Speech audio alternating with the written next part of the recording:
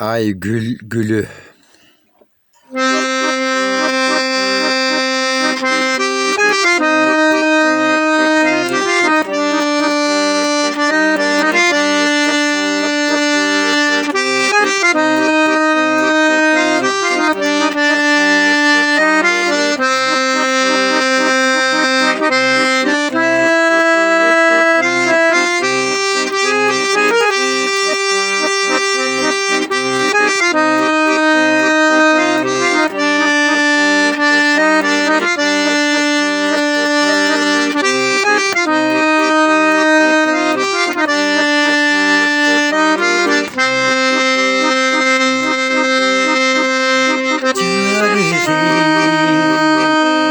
Ay nurunun doktor ötken Camalı çolpan çöldi Jara kökön Jasayin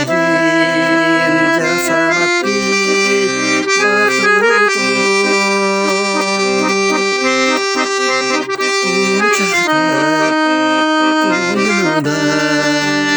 Ay gülüpken kucakta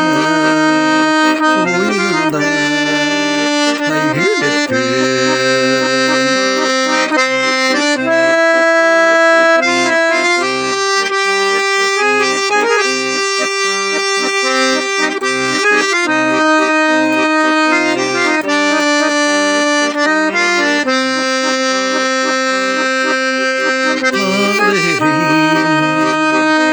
Taştak toğum baylap koygun Tamırın derin kişi ay gülüm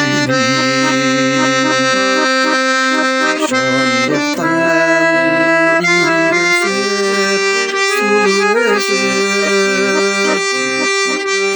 Kürkümü tartıp alayım ay yüzünün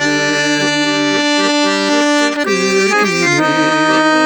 tartıp alayım ay yüzünün